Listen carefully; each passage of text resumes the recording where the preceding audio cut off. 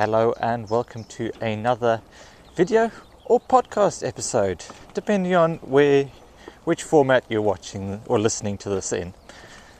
So today's the first in a series where I'm taking a look at one of my favorite books, 7 Habits of Highly Effective People by Covey. This is one that I've mentioned quite a few times before, and it's one of those books that has fundamentally changed my life and the way I look at business, family, connections, everything. So what I wanted to do is go through, first of all, Stephen in his book has 7 principles, 7 habits.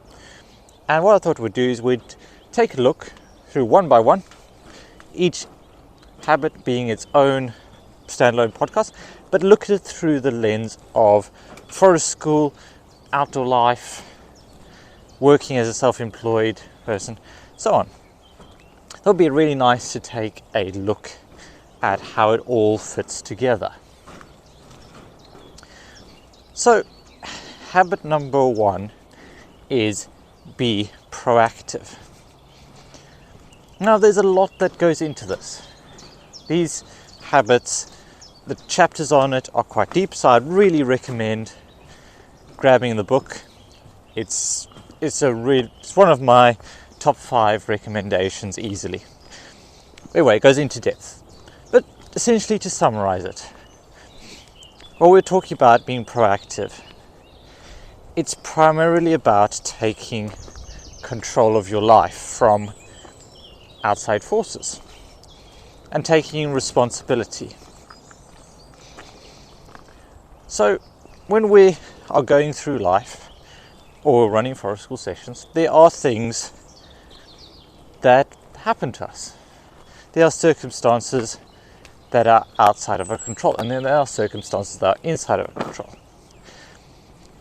So Covey represents this in his famous circles of influence, circles of control diagram, where essentially there's stuff that we can directly control. What you eat for breakfast is something you can directly control. There are things that you can influence. If you have a partner, friend or family, you probably have some influence with them. If you tell them there's this thing that you really like, they may or may not buy it, but you will likely have some influence. And then there's stuff that you don't have any awareness, you don't have any influence on. It's the next circle out. And that's the stuff that you can kind of see happening, but really you don't really have much of an ability to influence it. And that's kind of wider life. It's, for most people, it's politics. Most of the time we don't, as people, have much of a say in politics. We're one of many. We may be able to influence it at a minuscule level on a local basis, but in general, out there, you don't have a lot. So the idea with this is to start categorizing things in your life into these sections. I'm thinking, okay, what are things that I can directly control? What are the things that I can change right now? And those are the things to focus on. The things that you can change and influence. You should probably still stay aware of everything else, which is why one of the outer circles is called the circle of awareness. But it's really about taking control of what you can and working with what you have. I know people that are so absorbed with the politics and everything else that they fail to really take control of their life and focus on what they actually can achieve with their time. So that's the start, really. And in essence, it comprises 2 things, and they're kind of interconnected. So one of the things is taking responsibility. So taking responsibility is about going, okay, I'm at a certain point in my life. How I got here isn't important. Where I go from here is. So, I mean, some of us are born in certain circumstances. We've had things that have happened to us in life, and things that have made it harder and easier. But in the end, all we can do is take responsibility for where we are. If we want to move forward, we have to say, okay, we've reached a point, this is where I am, I have a choice. I can either be a victim at this point and remain inactive and just accept that everything's going to happen to me. It's like, relating it to forest school, it's like saying, okay, I'm not paid enough because the economy is so weak, or people don't have a lot of spending money, so I have to reduce the price of my sessions. It's going, okay, well, in this economic climate, I can't make a living. And then stopping there, rather than turning it on its head and going, okay, how can I change? How can I influence? What bits can I control? And what can I take responsibility for and take action? If I can't change it, then there's no point in me worrying about it. There's no point in me fixating on it. And this is where we come to, there's always a choice. And recognize and taking responsibility for your decisions. You may be in a really tricky situation. You may be like many people in a school where suddenly things have changed, and now you have to take out 30 children for an hour, and they want all of these curriculum outcomes. And what you really want to do is forest school. Now, you can argue for that. You can probably influence it slightly, but largely it is out of your control. So at that point, you can being proactive means taking responsibility and going, okay, I have two choices. If I can't change the school that I'm in, I have a choice: stay at the school or leave the school. It pretty much comes down to those. And if you choose to leave the school, then yeah, go ahead. Off you go. You've made a choice. You can go look for greener pastures and go and find a school, a place that will value your contributions more and will value child-led learning more and will be more in sync with the forest school ethos. Now, if you choose to stay in the school, this is where the responsibility really comes in. If you stay in the school, then you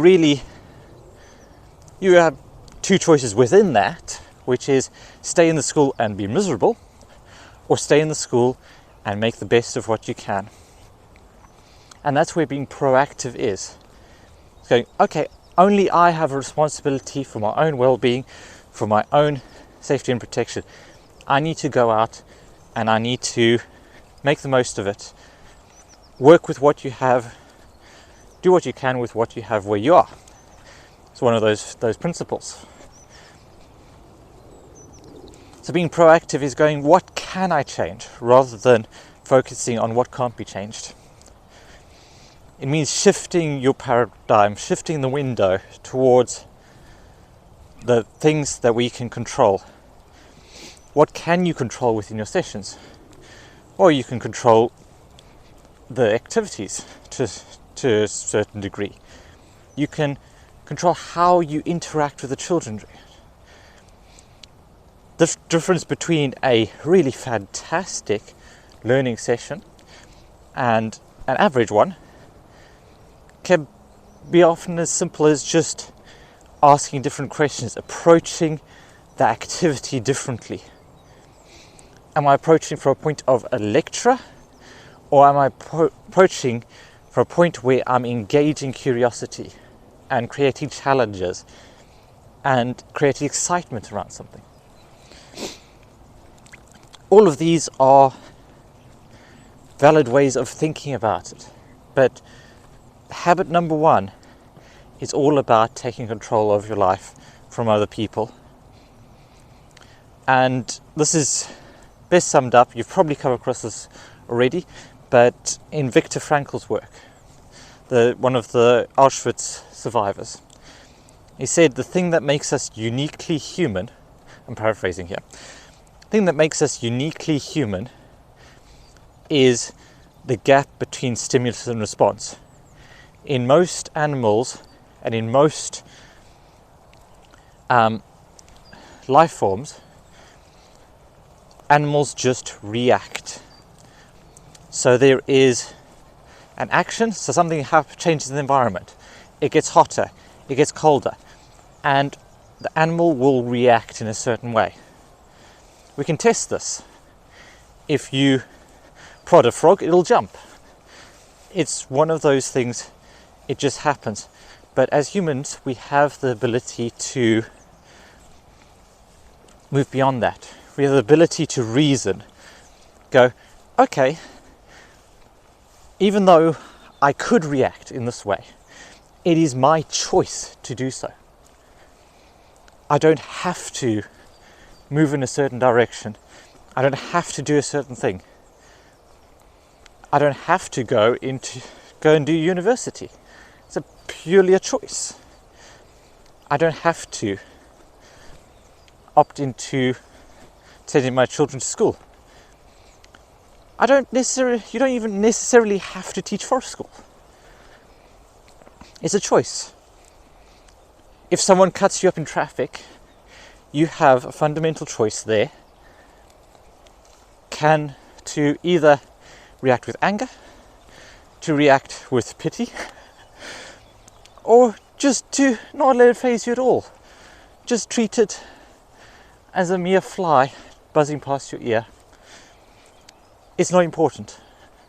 And that gap between stimulus and response is what we have and what makes us uniquely human. And it's that part that I want you to engage in, that I want you to think about. How can you take control and responsibility away from the circumstances that you cannot, move away from the circumstances you cannot control to what you can. So there we go, habit number 1. We'll be back with habit number 2 next week. Thank you so much for watching and listening. Remember to make the most of every day. I'll see you next time.